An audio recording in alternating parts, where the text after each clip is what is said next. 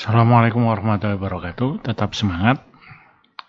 Kali ini saya akan mempresentasikan kajian tingkat pemanfaatan sumber daya ikan di perairan Selat Madura dengan menggunakan metode holistik. Artikel ini artikel saya yang cukup lama, tahun 2006, yang saya dipublikasi di jurnal Protein dengan judul di bawah ini. Di sini akan menjelaskan tentang bagaimana untuk menilai atau menghitung status pemanfaatan suatu sumber daya perairan. Di sini kasusnya adalah perairan Selat Madura. Ini menggunakan metode holistik.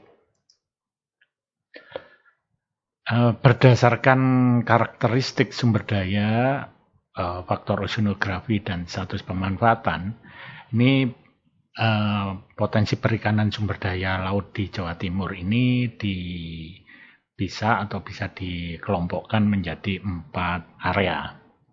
Yang pertama ini ada di wilayah utara Jawa Timur. Nah, ini yang berhubungan dengan Laut Jawa. Kemudian yang kedua, wilayah perairan Selat Madura yang posisinya berada di Selat Madura antara Pulau Madura dan Jawa. Kemudian yang tiga, perairan Selat Bali yang berada di antara Jawa Timur dengan Pulau Bali. Kemudian yang keempat, perairan selatan Jawa Timur. Ini ada di selatan Jawa Timur. Ini pembagian area untuk potensi perikanan di Jawa Timur. Kemudian permasalahan yang ada di perikanan Selat Madura ini khususnya ini adalah yang pertama, penerapan sistem eksploitasi pada tingkat nelayan yang cenderung sifatnya open access. Kemudian yang kedua, perencanaan dalam kebijakan perikanan laut ini belum didasari oleh informasi yang akurat tentang status pemanfaatan sumber daya ikan. Tujuan di dalam artikel ini ya untuk mendapatkan informasi tingkat pemanfaatan sumber daya ikan di perairan Selat Madura yang nanti bisa menjadi perikanan demersal sama perikanan pelagis. Nah, metode di sini saya menggunakan metode holistik dengan menggunakan equilibrium model sama non equilibrium state model. Equilibrium model ini menggunakan model dari Schaefer sama Fox, sedangkan non-equilibrium model ini menggunakan dari Walter Hirborn dan Snoot. Model equilibrium state ini seperti ini, jadi di sini adalah Y-nya, ini regresi linear, Y-nya CPUE, catch per unit effort. Ya, jadi hasil tangkapan dibagi alat tangkap. Kemudian sama dengan A plus B, AB ini interceptnya, A di sini intercept yang A ini merupakan Q kali K. Di mana dari regresi ini data yang dipergunakan ini data statistik ya, data statistik selama 5 tahun. Kemudian ada data alat tangkap, kemudian hasil tangkapan ini dijumlah untuk dipisahkan untuk yang pelagis dan demersal, ikan pelagis dan ikan demersal. Kemudian dengan model equilibrium model ini akan mendapatkan upaya penangkapan optimum, F optimum, ya dengan dari intercept A per 2B ini. Ya, B-nya di sini adalah slope-nya. Kemudian MSW, nilai MSW di sini A kuadrat bagi 4B. Nah, ini persamaannya.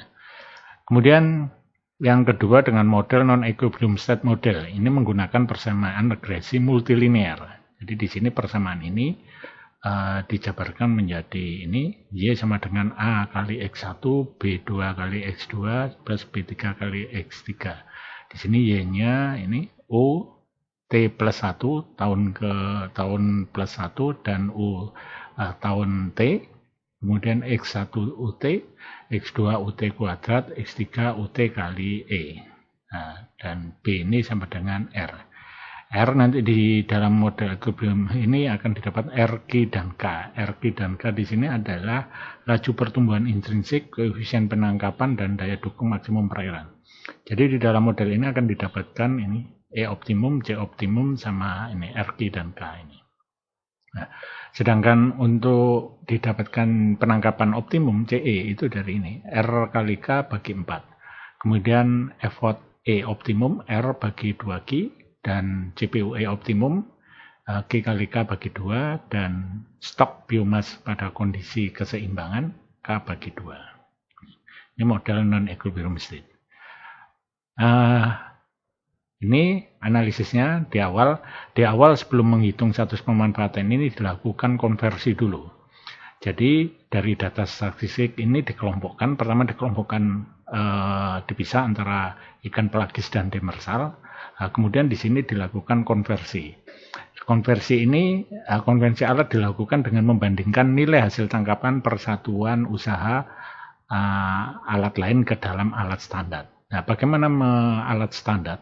Alat standar ini alat yang dominan kalau perikanan pelagis yang mendapatkan perikanan pelagis.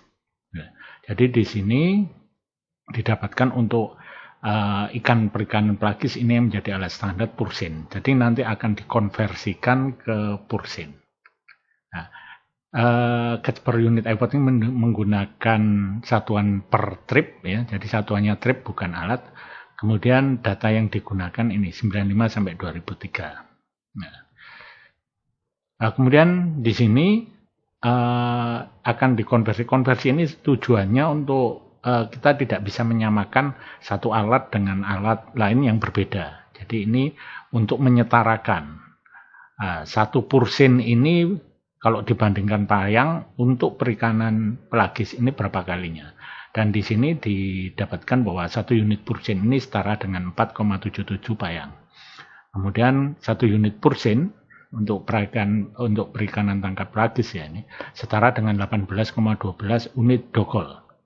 Nah, kemudian satu pursin setara dengan 33,86 jaring injanyut. Sedangkan untuk perikanan demersal ini berbeda, karena perikanan demersal mayoritas yang dominan mendapatkan adalah alat tangkap dogol. Nah, ini dikonversikan ke dogol. Nah, dogol di sini bahwa satu unit dogol ini setara dengan 2,8 payang. Kemudian satu unit dogol ini setara dengan 2,16 pursin. Dan satu dogol ini setara dengan 6,13 jaring injanyut. Ya di sini memang ada beberapa ini kok pursin juga masuk ke demersal ya, karena di perairan Selat Madura ini tidak terlalu dalam sehingga alat-alat yang pelagis juga mendapatkan jenis-jenis ikan demersal. Ini datanya ya, perikanan pelagisnya ini tahun 95 sampai 2003.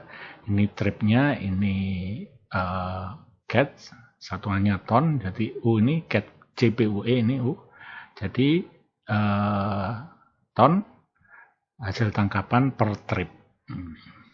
Nah, kemudian hasilnya untuk perikanan pelagis ya, sebagai berikut. Ini menggunakan 4 model baik yang equilibrium ataupun non equilibrium. Ini yang Schaeffer, kemudian ini Vogt, ini Walter Hebron, ini Snoot. Nah, kemudian di sini rata-rata. Dari 4 ini akhirnya dicari yang paling baik, bahwa hasilnya ini, bahwa perbandingan antara CMSW dengan penangkapan pada tahun 1995 sampai 2003 pada grafik ini. Bahwa di sini ini tanda yang ungu ini pada kondisi MSW. Jadi pada tahun-tahun tertentu 97, kemudian 98, 2000, 2001 dan ke atasnya ini sudah melebihi dari penangkapan MSW. Ya, sudah melebihi dari maximum sustainable yield. Melebihi dari yang diperbolehkan.